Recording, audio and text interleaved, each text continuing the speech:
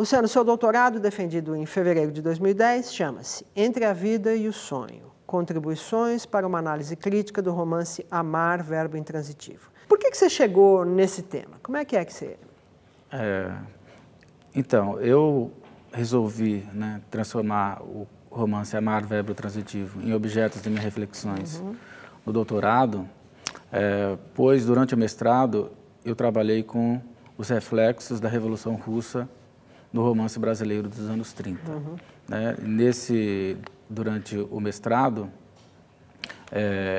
eu me dediquei, né, a verificar como, né, o marxismo foi pensado pelo Jorge Amado e por Graciliano Ramos, principalmente. Né? E esse romance, quando eu li pela primeira vez, né, como o marxismo, né, fazia parte, né, de uma reflexão, né, no final dos anos 20, eu não conseguia identificar, encaixar o texto. Né? E o amar, verbo intransitivo, dentro dessa tendência da literatura brasileira. Exatamente. Né? E então eu comecei a tentar desvendar o texto, porque o texto é extremamente complexo, ele já foi tido como ininteligível, porque quando ele foi publicado em 1927, ele trazia, além de estar escrito em português, ele trazia textos em língua alemã, como, por exemplo, poemas de Heine,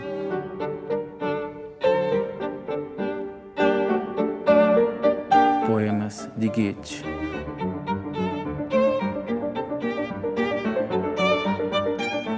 Então, que faziam parte do texto e que o Mário não traduziu, vinham em alemão. Exatamente, vinham em alemão e exigia, né, um leitor, né, bilíngue. Né, e ele foi traduzido, republicado, né, na segunda edição pelo autor em 1944. Que aí decidiu traduzir. Ele decidiu traduzir. Qual foi a principal descoberta do seu doutorado? Então, a visão que se tem de Mário de Andrade é que ele está voltado para uma reflexão nacional. É isso que nós encontramos em Macunaíma, né? Macunaíma, ele nasce na tribo dos Tapanhumas, no interior do Amazonas, né? E esse universo, né, das sociedades pré-capitalistas é que fazem parte do Macunaíma. Macunaíma! Macunaíma! Herói da nossa gente! Né? Só que o amar verbo intransitivo não pode ser pensado dessa forma. O amar verbo intransitivo, né, ele trata, né, de questões não nacionais, mas universais.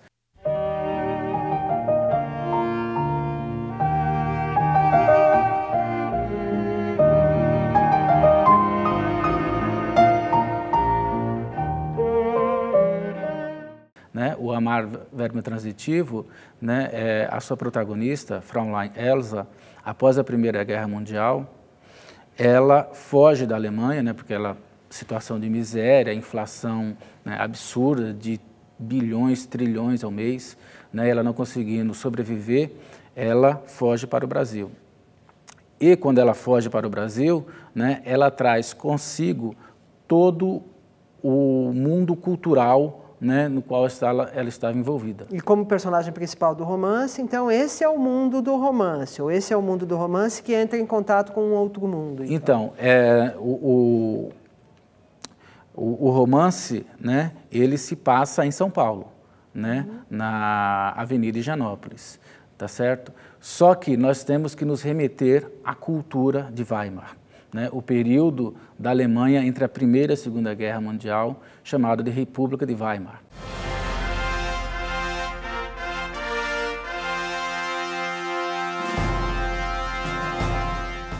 O que é um romance universal? O que é um romance não universal? Então, o Macunaíma, ele, né, ele trata do brasileiro, né? Então, o Macunaíma é branco, negro, né, e indígena. Sem nenhum caráter. Ele sem nenhum caráter, né, quer dizer, ou um caráter em formação, que é o brasileiro. Né? O Amar, Verbo Intransitivo, né, a personagem, ela traz um mundo de contradições e efervescência política que caracterizava a Alemanha, né? Após a Primeira Guerra Mundial. Então é nisso que está a universalidade do romance, no seu entendimento. E esse momento chamado de República de Weimar, na Alemanha, é ponto de partida, né, para reflexões de pensadores importantes até hoje. Né? Basta ver, né, a Escola de Frankfurt. Né? A República de Weimar é posterior ao final da Primeira Guerra Mundial. E antes da Segunda. Isso. É o período entre guerras. Isso. E dali é que, no entendimento geral, me parece, dali é que criam-se as condições para o nascimento do nazismo, não é isso? Exatamente. Exatamente. Então, o que você está nos contando é que essa personagem traz de alguma forma, é o encontro, então, da República de Weimar com a Avenida Higienópolis, é exatamente. Isso? Com essa aristocracia paulista cafeira. Exatamente. Urbana, né? Que, a partir e que foi o que vai ser importante para a Semana de Arte Moderna de 22, né?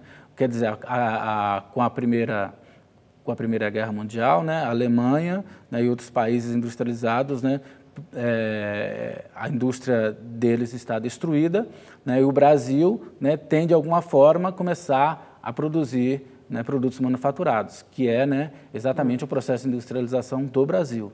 Né? Então, de alguma forma, estão interligados. Né? E é esse processo, né, que Mário de Andrade se propõe a refletir.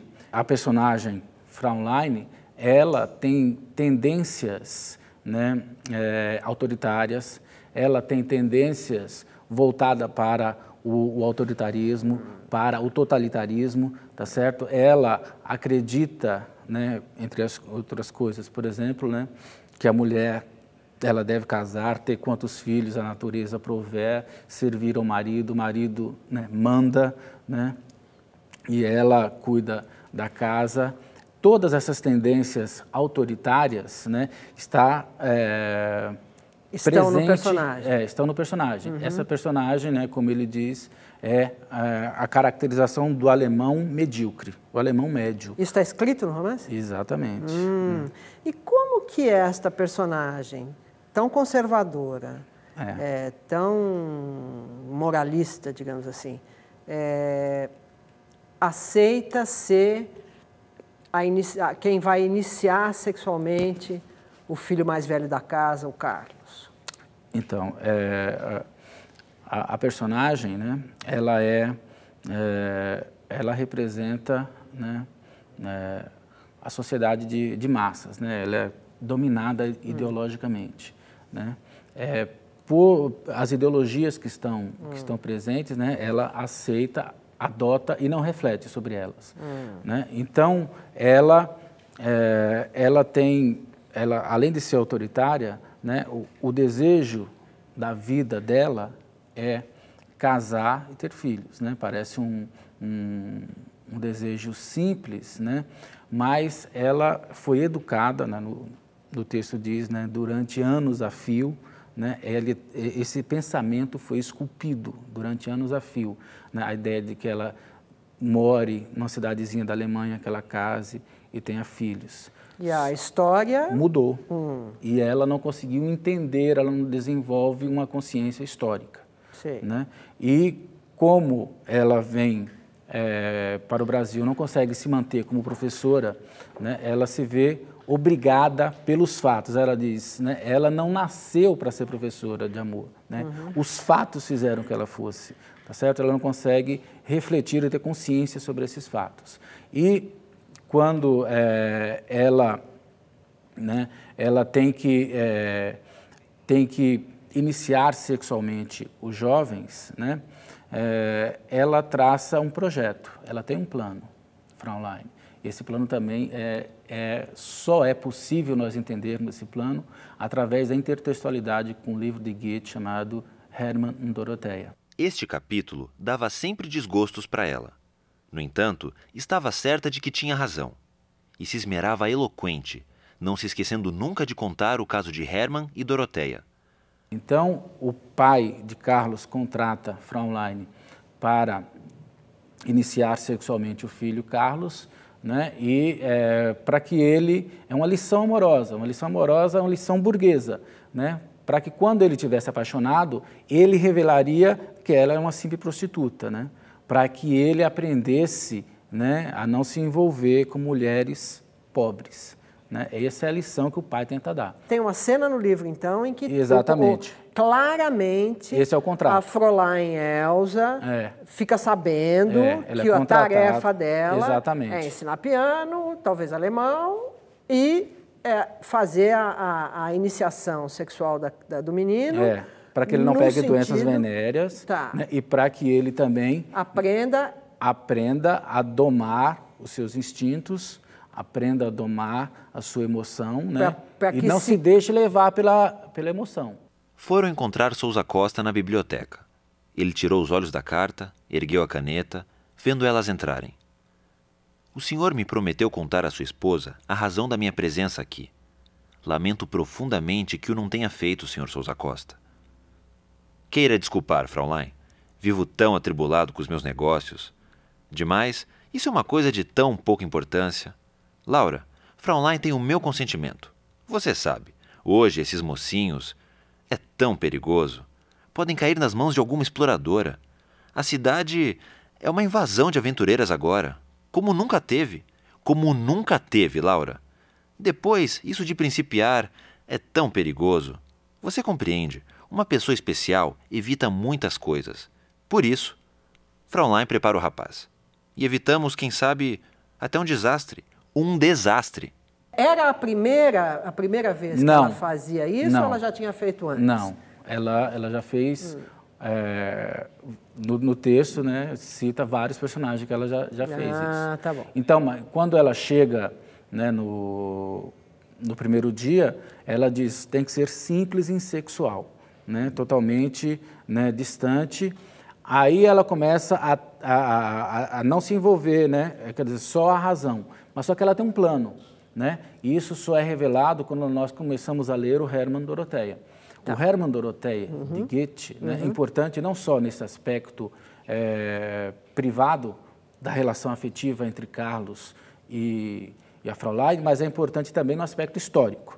Né? No aspecto histórico, tem a ver com o Tratado de Versalhes, tem a ver com um outro aspecto histórico. Mas nesse momento, né, o Hermann Doroteia narra a história de uma jovem, né, refugiada, né, por causa da Revolução Francesa, né, ela perde tudo, ela fica, né, é uma refugiada, fica vagando pela Alemanha e ela encontra o jovem rico, né, que é o Hermann. O Hermann, né, inicialmente tenta trazê-la para trabalhar na casa, mas ele acaba se apaixonando por ela e transformando-se em patroa. Esse é o plano de Fraulein. Fraulein, ela quer ensinar, não a fazer sexo, como o pai queria, mas ensiná-la o amor, né? O amor, né, onde ela, com a esposa, casada, tudo direitinho. Ou seja, o plano dela, né, é seduzir o Carlos para que ele fique apaixonado por ela e que ele se case. Né? Tal como ocorreu em Hermann Doroteia. Entendeu, Carlos? Ela repetia sempre Carlos. Era a sensualidade dela, talvez de todos. Se você ama, ou por outra se já deseja no amor, pronuncie baixinho o nome desejado. Esse ou essa que você ama se torna assim maior, mais poderoso, e se apodera de você. Homens, mulheres, fortes, fracos, se apodera.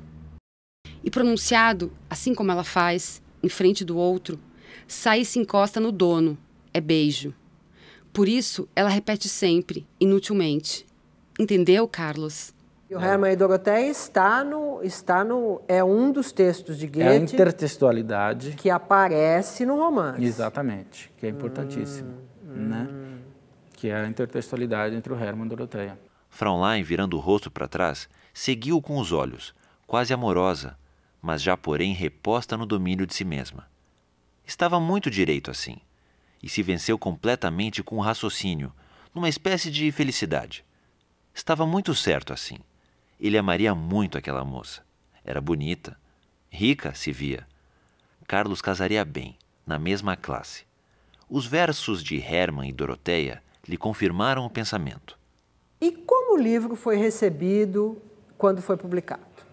Então, o livro foi recebido de uma maneira negativa, quando não hostil, porque toda essa problemática, né, por exemplo, o Hermann e Doroteia não existe em língua portuguesa. Né? Desculpe, o Hermann e Doroteia não existe em língua portuguesa, ainda hoje? Ainda hoje não existe a tradução do Hermann e Doroteia, né, do Goethe. Né? Então, eu fui buscar traduções em inglês e espanhol, né, para poder trabalhar a minha pesquisa. Né? Então, sem o Hermann e Doroteia, você não consegue entender que ela tem esse plano, né, de conseguir fazer com que o rapaz, né, se apaixone por ela. A ideia é fazer com que Carlos se apaixone por ela, mas só que durante esse processo de sedução, enquanto ela seduz Carlos, ela acaba seduzida. Né? Ela não consegue amar, domar, verbo intransitivo. Exatamente, ela não consegue, né, domar os seus sentimentos. Né? Então ela sofre. Estava muito pouco Fraulein no momento, porque Fraulein, a Elsa que principiou este idílio, era uma mulher feita que não estava disposta a sofrer. E a Fraulein deste minuto é uma mulher desfeita, uma Fraulein que sofre. Fraulein sofre, e porque sofre, está além de Fraulein, além de alemã. É um pequenino ser humano. E quando o nome do personagem é Fraulein Elsa, né? Só que quando raramente é utilizado, nunca é utilizado os dois termos. Ou né? ela é Elsa, ou ela é Fraulein. Ou ela é Fraulein. Exatamente. No começo do texto, ela chama-se Elsa. A partir no primeiro dia que ela chega, né, e que ela começa a trabalhar... chega na Avenida Genópolis, exatamente, na mansão do Sousa Costa. Quando ela chega, né, ela se apresenta e, a partir daquele momento, ela, né, não é mais Elsa, ela é Fraulein, tá certo? Então, o universo onde há sentimento, onde ela sofre, humano, é o de Elsa, lugar do nome, da individualidade. Lugar onde ela, né, vai utilizar uma racionalidade, onde os fins justificam os meios, voltada para a mera sobrevivência, uma razão pragmática, a razão, né, anônima, burguesa, aí ela não é Elsa. No jardim, fizeram as meninas pronunciarem muitas vezes Fraulein. Assim deviam lhe chamar. Fraulein era para as pequenas a definição daquela moça antipática? Não. Nem antipática, nem simpática. Elemento. Mecanismo novo da casa. Mal imaginam, por enquanto, que será o ponteiro do relógio familiar. Fraulein. Nome esquisito. Nunca vi. Que bonitas assombrações havia de gerar na imaginação das crianças. Elsa lhes fizera repetir muitas vezes por demais a palavra. Metodicamente a dissecara. Fraulein significava só isto e não outra coisa. Como é que no romance é tratada essa questão de ela estar fazendo, enfim, alguma coisa que é, vamos dizer, contra essa moral... Que ela tem. Que ela tem. Exatamente. Pois é. Né? Então, como que isso é tratado? É tratado, eu entendo. Por um lado, ela tem esse plano. Então, esse plano, de alguma maneira, como você disse, justifica esse fim, justifica o meio. Mas tem algum outro tratamento? Ela nunca se pergunta a respeito disso? Então, a Fraulein, né, ela foi educada para ser, né, uma dona de casa. A ideia dela é casar, né, cuidar dos filhos, né, cuidar do marido, cuidar da casa, etc. Né? Só isso que o Mário chamou de alemão medíocre, exatamente. É isso que ela falou? O Mário também era severo, né? Ele é severo, porque ele diz que ela é uma senhorinha modesta e estúpida. Né? Ela é ininteligente, palavras do narrador. Sarambé. No texto. No texto. Sarambé quer dizer, como os índios dizem, imbecil. Né? Então, ele por vezes... Ele tem relação ao personagem, o personagem não é querido dele. Então... Ou é? Quando a gente... Um primeiro momento, né, eu também, numa primeira leitura, eu fui muito duro com Fraulein, né, porque a gente percebe... Você continua sendo. A gente percebe que ela, né, não é a ideia, né, que inicialmente se tinha é que ela, por ser uma intelectual, porque ela cita vários nomes, né, de modernistas, especialmente expressionistas alemães, né? Ela conhece, então, a cultura alemã. Exatamente. Ela cita, né, o nome de Schopenhauer, de Nietzsche, né, de Heine, né? Então, expressionistas. Então, a ideia que se tinha, né, é que ela era uma intelectual, né, que estava em contato, né, com o que havia de mais avançado na época, né, com o expressionismo, com a literatura, né, com a grande cultura alemã.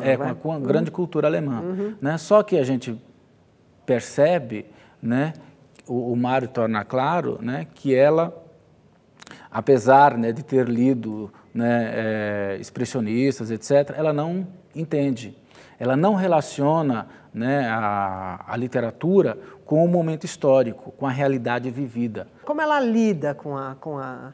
Para ela não faz nunca questão, ela está nessa situação de fazer a iniciação sexual? Faz, claro. Então, né? Ela como sofre é que... muito. Ela sofre por quê? Ela sofre muito porque... Bom, primeiro porque ela ama. Porque esses valores aí, né, de amor eterno, ela sempre fala na sagrada família, lar sagrado, né? Isso que ela quer constituir, né? Só que, né, o movimento histórico, né, transformou e ela não consegue realizar isso.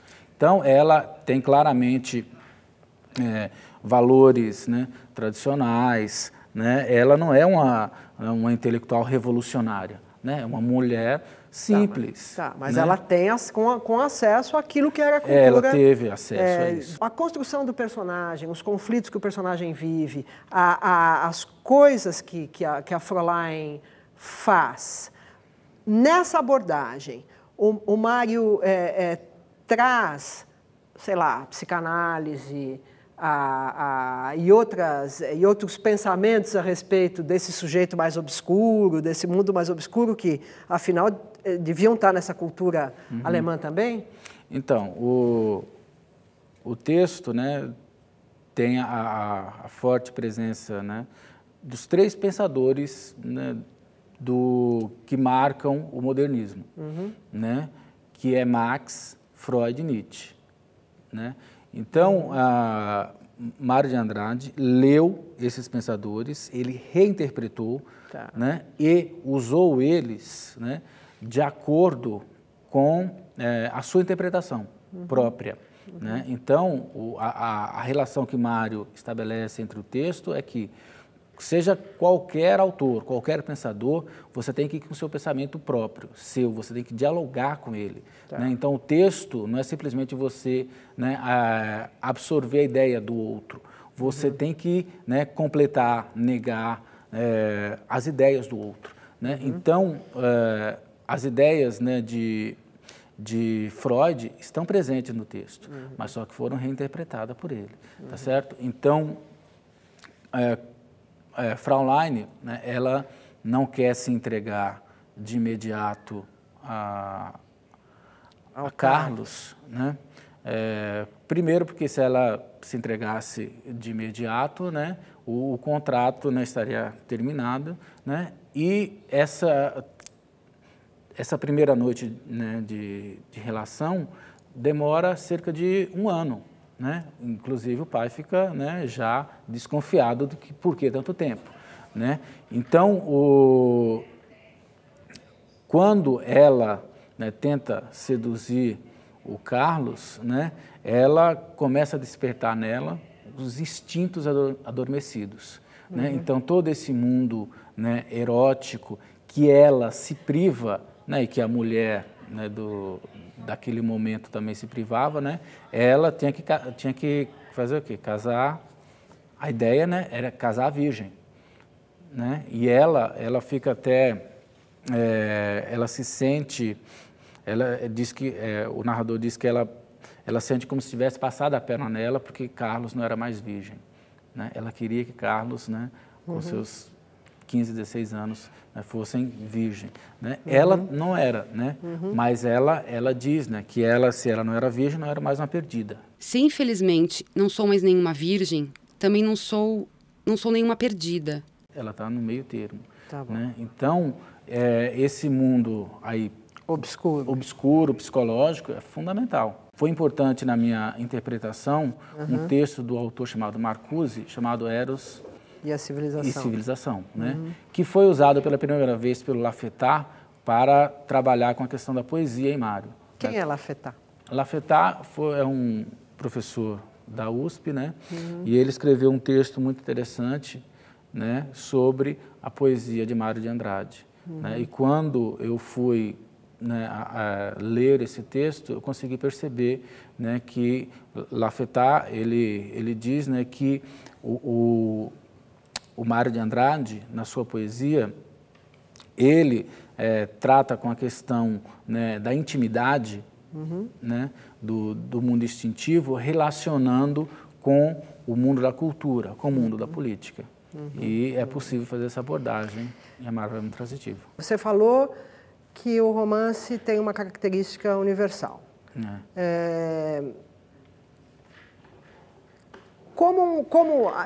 Dessa forma, junto aos romances que são contemporâneos a ele, no mundo, você acha que o Amar Verbo Intransitivo tem importância no contexto da literatura mundial?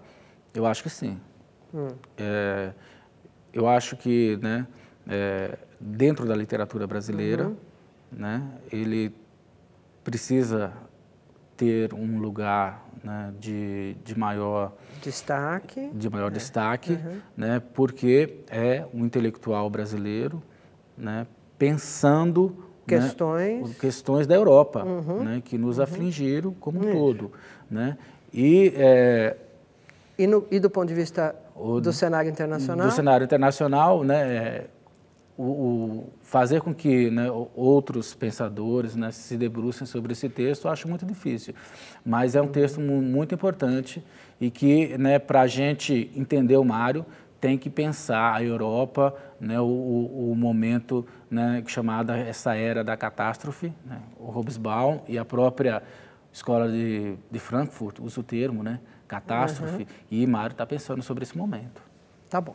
Muito obrigada. Eu que agradeço.